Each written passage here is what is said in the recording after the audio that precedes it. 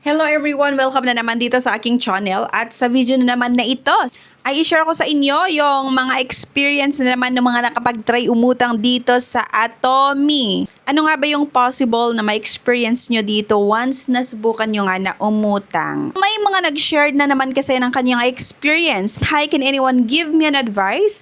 Please don't judge me too. I've been using Atomy for like more than a year now and have been a good payer since then. However, due to unforeseen financial crisis, I am unable to pay starting this month until probably the end of the year. I did send them an email and text saying that happened and have been very honest and hoping to resume payment next year or when I have the capacity to do so. It has only been 6 days due and they are calling and texting like crazy, 30 plus calls in just 2 to 3 hours from 6 a.m. Now texted they'll file a complaint with the barangay and will be visiting my workplace. It is stressing me out and I can't sleep thinking about it. Do they do home visit and reach out to contact please on social media? So nagtatanong ito kung nag-home visit ba talaga etong Atomy dahil nga nag-post due siya at akalain mo yon 6 days post due pa lang pero nakaka-receive na sa ng mga text messages and calls na nasa 30 pataas, no? Ang dami. Around 2 to 3 hours lang, no? Ayan mga beshies. And eto na naman, marami yung mga nag-respond or yung mga nag-comment din sa post na ito and nakakaloka lang kasi halos pare-pareho lang din yung naging experience nila na nakakatanggap nga talaga ng mga hindi magandang mga messages galing sa collector nitong Atomy once nag-post due yung loan application. Though hindi ko naman sinasabi na kapag uutang tayo ay wag na tayong magbayad pero sana siguro magkaroon lang din ng consideration itong mga company na nagpapautang lalong-lalo nga kapag talagang nakiusap naman si borrower at wala naman siyang balak takasan yung utang pero humihingi lang ng extension, di ba? Para makagawa siya ng paraan at makabayad ng kanyang utang. So sabi nung isa, that's nothing. For me, it's been 60 days of overdue, 39,000. Just ignore the calls. They've also sent several texts about the barangay and a visit but nothing happened. So ang mga panakot naman daw nitong Atomy like mag-home visit or magsasettle sa barangay or home visit pero wala naman daw nangyari. 60 days past due naman or 2 months na past due itong isang borrower. Sabi pa nung isa nga, grabe calls at text nila in a day. Napaka-stressful daw. I also realized that they might just be messing with me. They say my address is not found. It's considered misinformation. Maybe considered intent to defraud. With all the deliveries I've had before, they always found our house, no? Sabi nung isa, no worries. They've already made over 1,000 calls. It just annoys me more because it's only 1,000 through Last Pay and 3K via Atomy Cash. You'd think the debt is 1 million N comes with a treat, no? May kasama pang pananakot talaga or yung mga treat. Itong mini-message nung mga collector nga ng iba't ibang mga loan app. Sabi pa ng isa, that's why it's too much. I already emailed the complaint about harassment. After that, I stopped responding. Okay, so yun yung best na gawin natin. Kung tayo ay naharas, edi mag-report, diba, sa kinauukulan. Okay, kagaya nung sabi ko kanina, hindi ko naman sinasabi na wag tayong magbayad ng ating utang. Pero sana, kapag nakiusap naman tayo at valid yung reason, sana maintindihan din nila. Reminding them from email and text is not worth it. I'd experienced multiple calls and texts from them. Even nag-email na ako sa kanila na I'm delaying for payment. Ang gawin mo to calm, strictly ignore them. If may harassment from text, you can report it to CIC ba yun, no?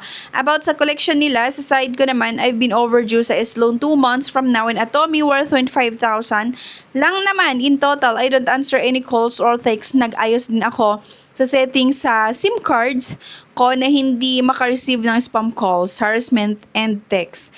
No, my experience in Atomy was too aggressive compare sa iba, but I told them na once I'd fully paid from them, I'll cut my connection to Atomy. Napaka-aggressive yung collection practices nga ng mga collector nitong Atomy. At sabi ng isa, I-email them thrice na actually, first yung before ako mag-overdue, non-able to pay ako for some reason and will pay when able. Then first day overdue, grabe yung calls. Second, email ko treats. And third, sa privacy breach and never got any response from them. Treats of home visits. Report sa barangay, municipal hearing, pagkaroon ng, di ba? So, ang dami nilang sinasabi na kesyo magre-report sa barangay, municipal hearing, at meron pang estafa, small claims court started after 3 days due daw, yung sinasabi nitong Atomy, pero wala naman daw nangyari. Meron pang sample computation, sabi niya, not sure cause every time I'm on overdue, I'm just waiting for their discount text. By the way, this is Atomy Cash, okay? So, nagbibigay din naman pala itong Atomy ng discount, lalo pag nag-overdue ka, then, ayan, pwede mong antayin na magbigay sila ng discount bago magbayad. Okay? Sabi nung isa, same ako naman, 46,000 last pay under Atomy, spam calls lang at text sila. Di pa naman nagpo-post sa social media at pananakot sa home visit. Itong isa naman umabot ng 46,000 last pay under Atomy, pero wala naman daw nag-home visit at puro text. I think ang possible na mangyari talaga dito sa loan nyo nga, dito sa Atomy, once na nag-post due, talagang yung makakatanggap tayo ng iba't ibang mga text messages and calls na minsan may kasamang panghaharas, pero goods na rin yun. Okay na rin yun kaysa yung mag-home visit talaga sila sa office at sa bahay. Ayun na nga mga kabeshis, marami yung mga hindi rin maganda yung naging karanasan nila dito sa Atomy, like may kasamang harassment din, text messages, yung pananakot, may mga threats din. Pero I think part na rin talaga yon sa mga ginagawa ng mga kolektor. Kagaya nung paulit-ulit kong sinasabi, na yung mga kolektor nga kasi, mga kabeshis, talagang naka-commission based sila. Kaya nga, kung nag-post due yung loan ng isang borrower, talagang gagawin nila ang lahat para makakolekta. Kasi nga, makakakuha sila ng commission, malaking commission, pag marami silang nasingil. Kaya naman mga kabeshis, kapag naka-experience kayo ng hindi maganda o feeling nyo nahaharas na kayo ng mga kolektor, pwede naman po kayong mag-visit sa iba't ibang ahensya ng gobyerno. Nandyan si PAOK, pwede rin sa CIC, pwede rin sa Securities and Exchange Commission. Pero ayun nga lang din kasi mga kabeshis, ang isa sa mga maipapayo ko ay kapag sa tingin natin, hindi natin kayang bayaran yung possible na magiging monthly amortization natin or yung possible na utang natin sa isang loan app, wag na lang tayong umutang kasi asahan nyo talaga na ang ginagawa ng iba't ibang mga loan app talagang tadagdarin ka ng iba't ibang mga text messages and calls, no? Kapag nag-post due yung loan application mo at hindi ka pa rin po nakakabayad ng iyong utang. Okay? Mag-ingat po tayo sa ating inuutangan kung pwedeng manghiram sa mga kakilala, sa kaibigan, no? Sa kapatid, sa magulang, sa anak, doon na lang tayo manghiram o sa katrabaho para makaiwas din sa ganitong stress na dala ng iba't ibang mga loan apps. Okay? For sure, may mga magsasabi din, like, bakit ka kasi uutang kung wala ka namang pambayad, di ba? May mga pagkakataon naman kasi na hindi inaasahan, di ba?